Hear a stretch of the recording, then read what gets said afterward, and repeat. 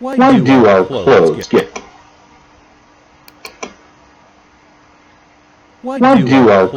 get hot when we iron them?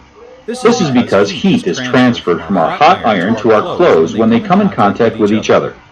How is it that we have electricity in our homes? This is because the electric current travels through wires that conduct electricity. How is it possible to transfer heat between objects and for us to have electricity? This is all because of a very important process called conduction.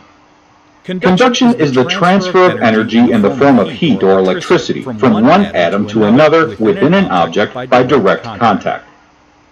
Conduction occurs in solids, liquids, and gases. However, solids transfer energy most efficiently since the molecules in solids are most tightly packed and the molecules are closer together, as shown in this figure.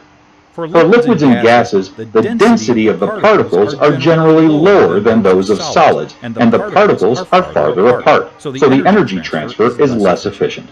There are two main types of conduction. Conduction of heat occurs when molecules increase in temperature. They vibrate, and this vibration and movement passes the heat energy to the surrounding molecules.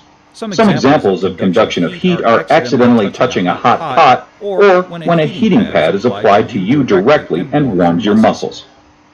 Conduction of electricity occurs due to the movement of electrically charged particles through a medium. This movement can result in an electric current, which may be carried by electrons or ions.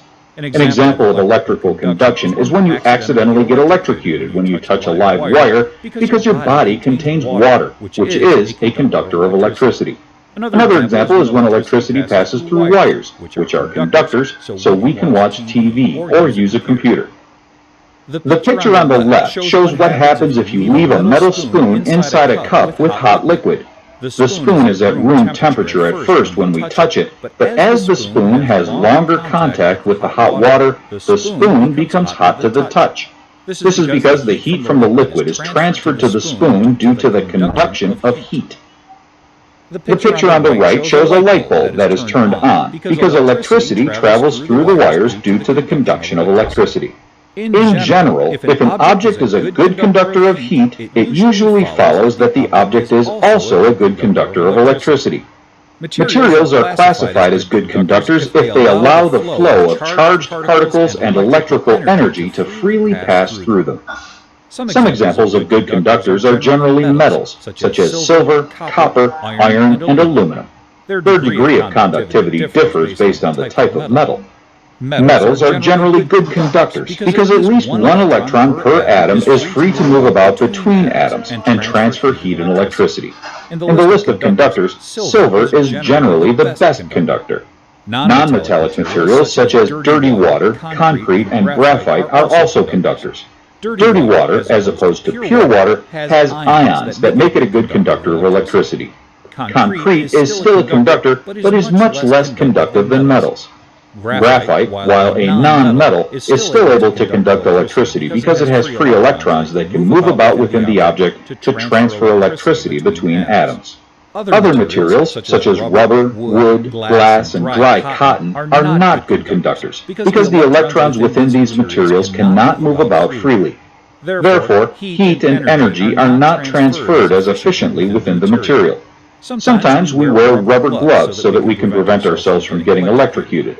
When we cover wires, we also use electric tape, which is made of plastic, which is also a poor conductor. This also helps prevent electric shocks.